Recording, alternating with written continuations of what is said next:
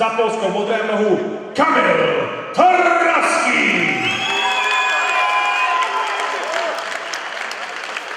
Červený 20 let, 175 cm, 66 kg. Akademie Nové Zámky pod trenérem Tomášem Piličičem má na svém kontě 15 zápasů, z toho jeden profesionální, 13 vítězství, z toho 5 KO a pouze 2 porážky. Amatérský mistr Slovenska za Slovensko červené nohu Ludovít Lajos Rajlí Rajn.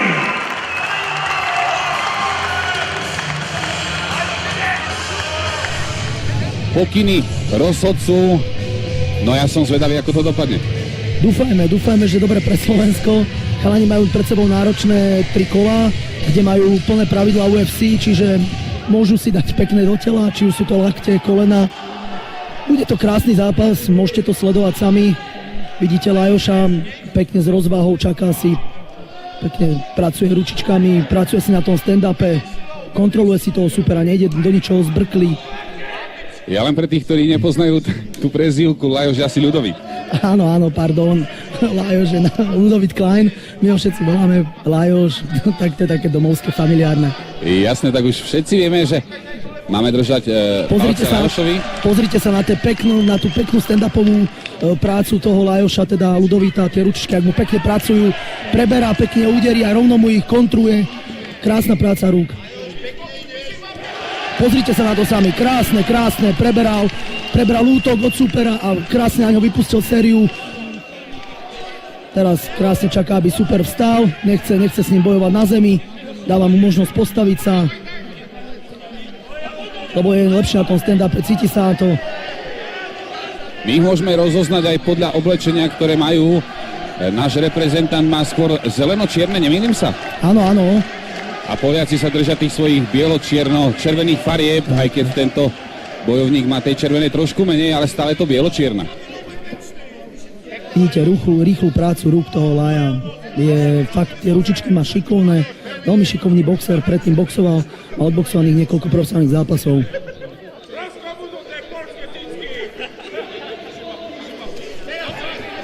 Naozaj vidieť rozvahu na obidvoch stranách. Každý čaká na chybu, ktorú spraví. Vlastne ten Poliak Tarnavský sa snaží nejakým spôsobom ťahať na telo, tlačí Lajoša nápletivo, chce ho nejakým spôsobom stiahnuť na tú zem, aby mohol pracovať na tej zemi s ním. Tam je si 100% istejší. Snaží sa ho vlastne teraz preberať na tom pletive. Zatlača ho na pletivo. Teraz ho krásne nadvihuje, musí udržať Lajoš, aby ho nedal na takedown, aby ho nestrhol na zem.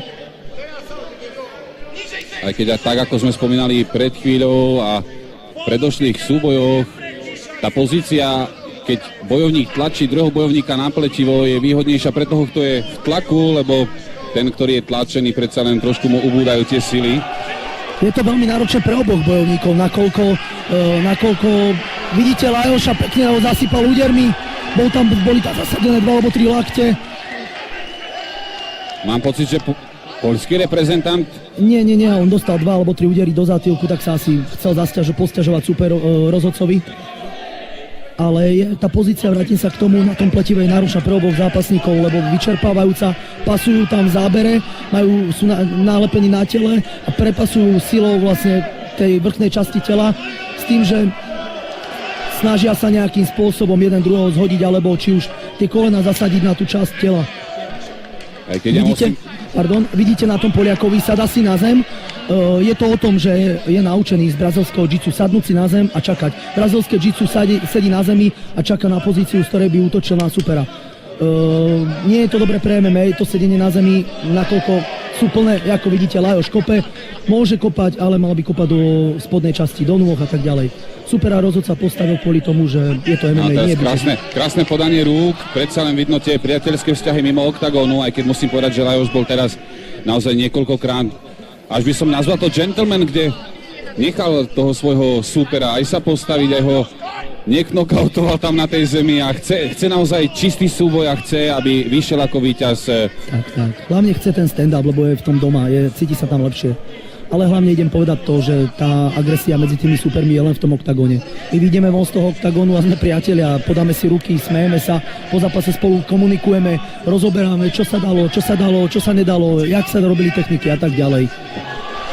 Ja častokrát aj s Peťom som spomínal, že mimo klietky všetci bojovníci, organizátori, konečne aj sám ja ako moderátor, vlastne s tebou, Vlado, tiež sa poznáme už dlhšie, sme ako jedna veľká rodina a sme radi, keď sa stretneme na rôznych afterparty a povtipkujeme, posrandujeme a tá agresivita naozaj ostáva len v tom oktagóne. A to by si mali aj ľudia uvedomiť, ktorí nepoznajú tento šport a odsudzujú to. Tento šport je hlavne o takej tej súťaživosti. Každý chce vyhrať, je to šport ako každý iný. Tá agresia zostáva čisto len v tom oktagóne, v tých 8 ranách, 8 stranách a ostatná agresia vôbec nemá opodstatnenie. Mimo sme všetci kamaráti, vysmiatí ľudia, ktorí sú flegmatickí voči všetkému okoliu, všetkým zlým vplyvom. Vrátim sa k zápasu, vidíte, Poliak je veľmi šikovný na zemi, zasadzuje niekoľko úderov. Zasadzoval niekoľko úderov.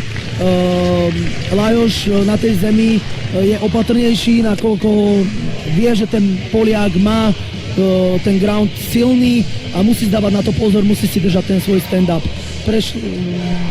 Jeho veľká výhoda je ten stand-up, kde tie ruky, keď ho na jednej PC, bolo to v Trenčine, krásnym knockoutoval supera na zadnú. On má tie ruky neskutočne silné a tvrdé a rýchle.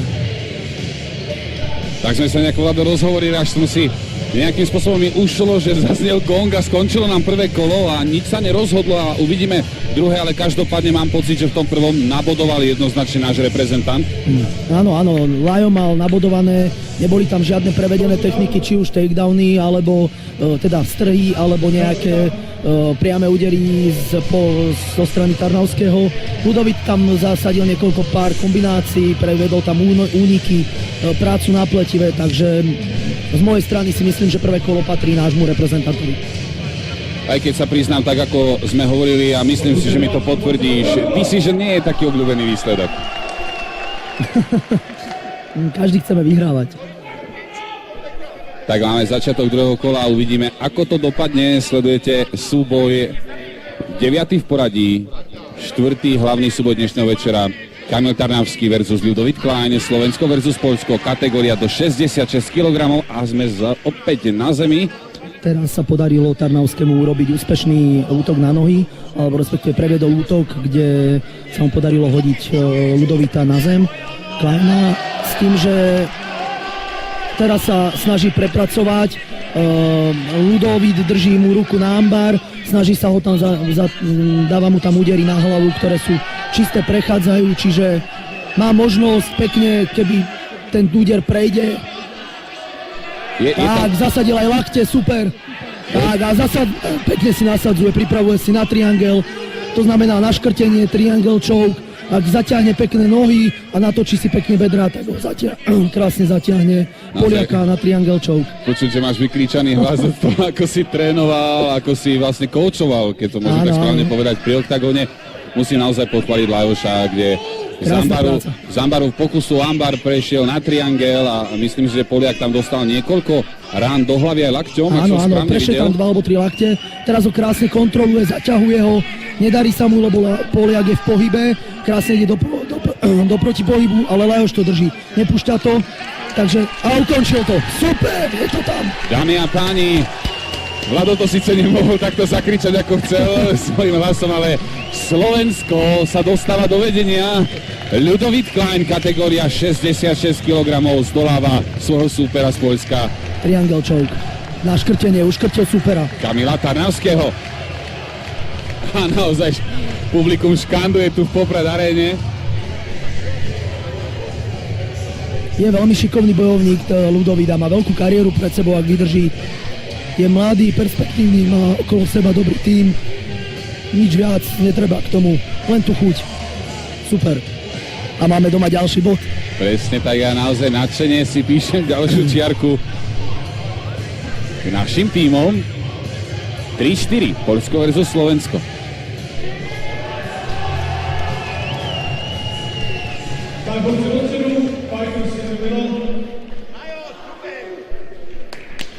A vy to už samozrejme viete, ale vedia to aj všetci v tejto Poprad aréne.